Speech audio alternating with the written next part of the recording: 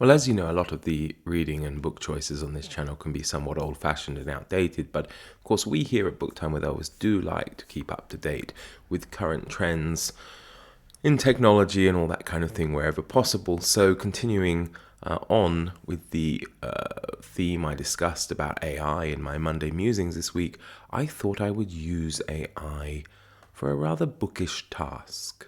Hello, everyone, and welcome to Book Time with Elvis with me, Mark. I do hope so much you're all doing very well. And the task that I decided to set the AI was to recommend a book to me. And you can see how I got on. So I went over to the ChatGPT site at openai.com that you can see up here. And I asked it if it could help me choose a book. Choose my next book to read. I find after having used this for a week or so, it's good to treat it really like a chat because the idea is, of course, it should remember the previous stuff that you talk about within the chat, and you can go back to it and it kind of picks up where you left off. I haven't tried like an extended period. I don't know how long it does keep that memory, but let's see what it said. So it first greeted me, of course, and said it would be happy to help me choose my next book. What kind of books do you usually enjoy reading? And do you have any favorite authors or genres? I said, well, I'm in the mood for fiction, nothing too long, though, say under 300 pages. I like classics, historical fiction, action, adventure, crime fiction, that kind of thing. What can you suggest? And it gave me a list of these 5 books here. And at first glance, it's not bad. The problem is, I've read them all. And eager eyes among you will know that The Name of the Rose by Umberto Eco is over 300 pages. I think it's just over 500 pages, in fact. So it didn't really listen to me there. And then as I moved down, I said to it that, it's not bad, but I have read all of them. And it thanks me for letting it know and then proceeds to provide a list of 5 alternative books that I could try. Again, I think there's an issue with the length of the books, like The Moonstone, The Three Musketeers. I can't remember how long The Hitchhiker's Guide is. And of course, The Devil in White City is historical true crime, so it's not fiction. It is of interest to me, but it's not what I said I was in the mood for. I then proceeded to tell it that I don't like science fiction. Now, for my friends out there who do, it's not true. I don't mind it. It's just what wasn't part of the criteria that I gave it. So I said number 1 is out and number 2 is true crime. Can you provide alternatives? It finds itself apologizing to me again for the previous suggestions that didn't match my preferences, and here are some additional recommendations based on my preferred genres. And I think the list does look not too bad, actually. However, I do question the length of this one. I haven't read it, but I'm pretty sure, if my memory serves me right, seeing it on the shelf somewhere years ago, it was probably more than 300 pages. So, I'm fairly happy with suggestion number 1. Number 3, The Spy by Paulo Coelho looks really interesting. I haven't read that. And we have, The Strange Case of Dr. Jekyll and Mr. Hyde and The Adventures of Tom Sawyer by Mark Twain. I think it's nice that it does give you like a little one-line blurb about what the books are like. So, it's hopeful that these suggestions are more to my liking. However, they're not because I query it. Are they all under 300 pages? Now, it probably realizes then that some of them are not, and I'm thinking it's The Girl with the Dragon Tattoo. So, with further apologies, it proceeds to provide me with 5 other reading options. However, the problem with those is that once again, I have read them all. So, I'm not in the mood for them and not in the mood necessarily to reread them. So, it apologizes yet again for the inconvenience it's caused me. Now, I have to say, I'm talking about this, so it's taking longer than the whole thing actually took, right? Because it's fairly fast. I should have really maybe recorded it as I did it, but I had no idea how it would turn out. And I liked the way this kind of went in the end because I think it shows how it really was. Whereas if I was to redo it and record the screen as I did it, then it might actually turn out better than it was, and then it wouldn't, I think, be a real reflection of the experience that I had. But obviously, this me filming this and talking about the process is longer than it actually took me. So if you're thinking, well, it's a lot of effort, it wasn't. The whole thing was done in like 3 minutes or something, right? So um, and you think, yeah, it'd probably take you longer to find maybe recommendations elsewhere on the internet or something else. So it gives me these other suggestions here. Another five. Postman Always Rings Twice by James M. Cain. Picture of Dorian Gray. Red bag.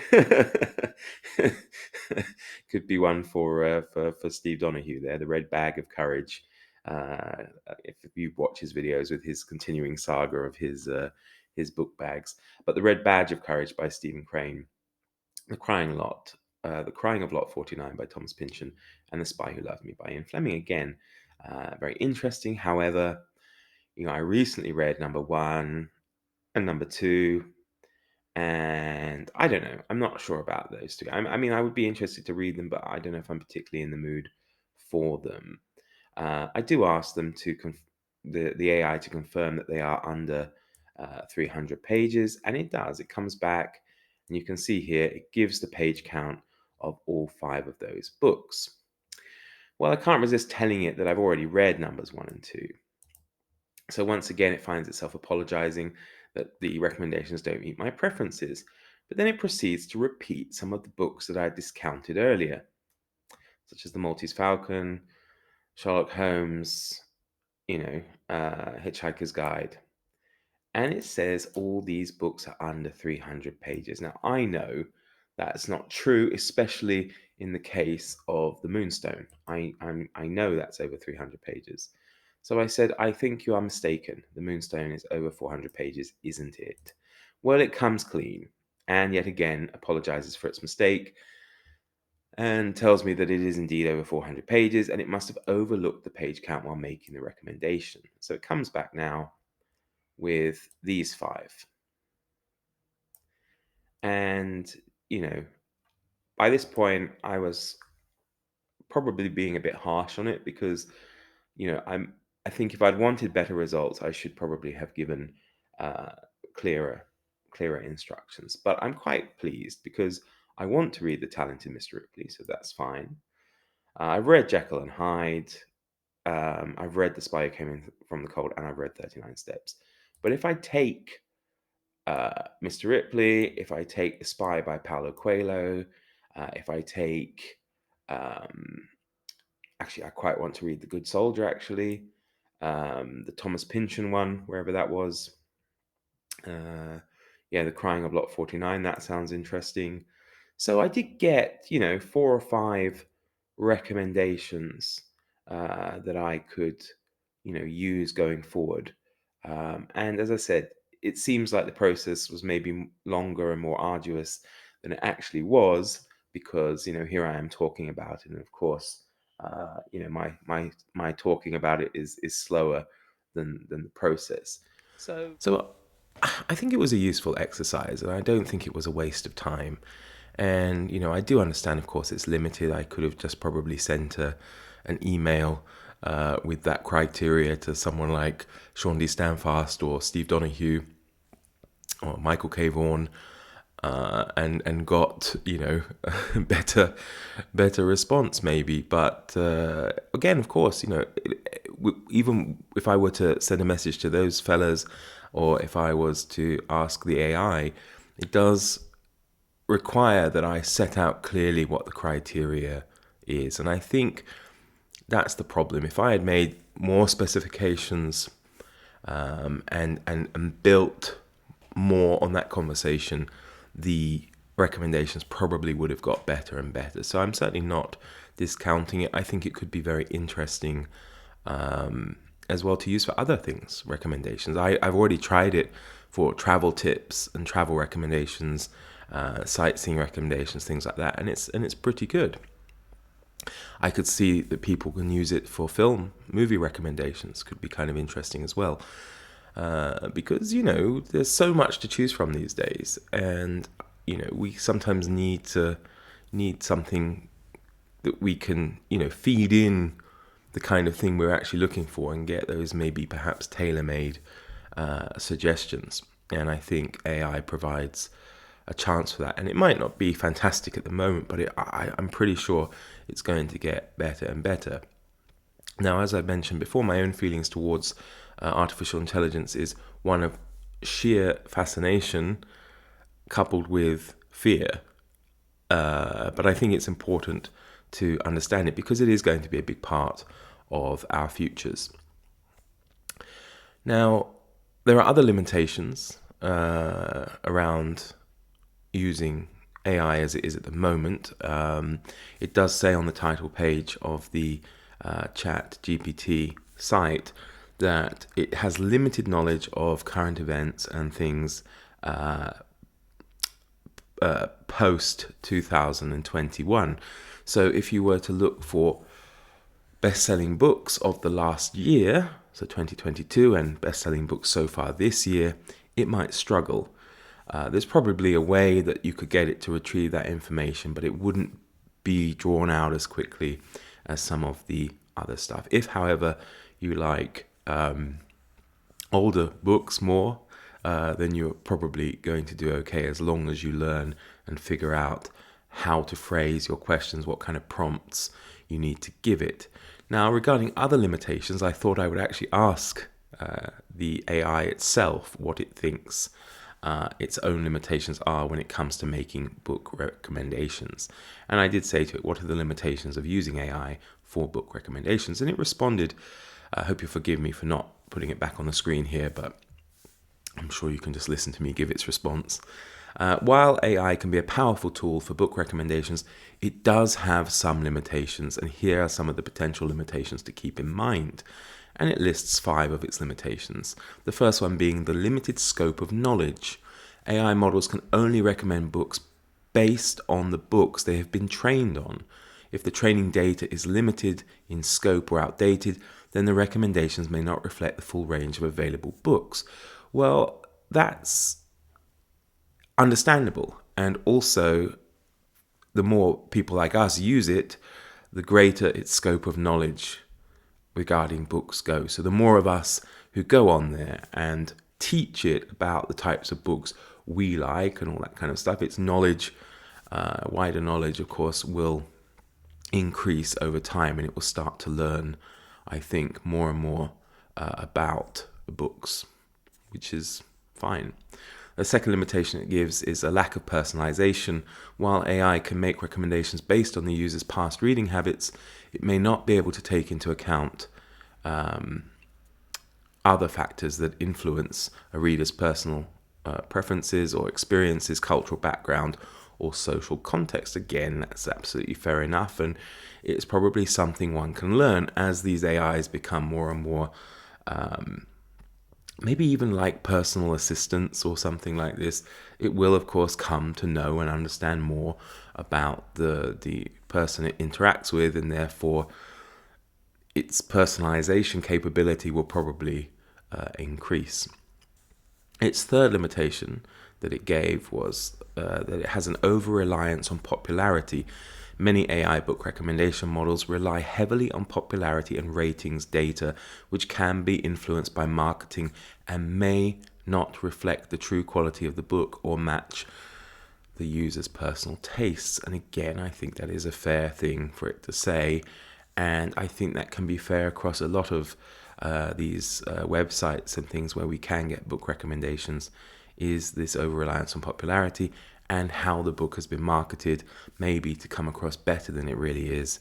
And this is why, for me at least, it will not replace going to other booktubers whose tastes I trust and who have by now a knowledge of the things that I like to read. They would be able to give me certainly a more personalized experience and not relying on this popularity. The fourth limitation is a limited understanding of context. AI models may not be able to understand the cultural, social, or historical context of a book or the user's reading preferences, which can lead to irrelevant or unsuitable recommendations. Well, I suppose that's why it asks us to give, our prompts or our tastes when we ask the question. And again, it's only something I think that will improve as things go on. And the fifth limitation it gives is lack of serendipity. AI models may be good at recommending books that fit within a user's established reading preferences, but they may not be able to recommend books that challenge or expand a user's reading habits or introduce them to new and unexpected ideas. Yeah, well, I think that's it, isn't it? It's coming back to the whole lack of knowledge over newer things, because of course the AI relies on learning things and it can only learn things that are in the past. I don't know how good it will be at predicting things in the future. I've heard some people have been spending money on developing or working with these AIs to try and predict the outcome of sporting events and trying to make money through gambling by using artificial intelligence, I guess, to trawl through masses of historical data and historical events, results of historical matches or games or other sporting events to try and predict the outcome. So good luck to them. But yeah, overall, it says, while AI book recommendations can be useful, they should be viewed as just one tool among many for discovering new books. It is important to combine AI recommendations with other sources of information, such as reviews, book clubs, and personal recommendations from friends and family. So that's jolly nice of it, isn't it? So there we go. I hope you enjoyed it. I mean, it's something different, isn't it? And, I'd be kind of curious if you try it yourself. Give it a try. It's fun. I mean, I can understand people's hesitancy over something like this, given all the negative connotations and things that surround it, and images that crop up through the media and films and television, with AI wanting to blow us all up and kill us and run the world as it thinks it should be run. But of course, we're in the early days, and perhaps by the time it gets to that stage, we might not be here anyway, and it might never get there. So, I think if it's something that is going to be a huge part of our futures, then we might as well at least understand it. Oh yes, and of course, in case you're wondering, I have decided to go with their recommendation of The Secret Agent by Joseph Conrad. Okay, everybody, thank you so much. Do take care. See you next time. Bye.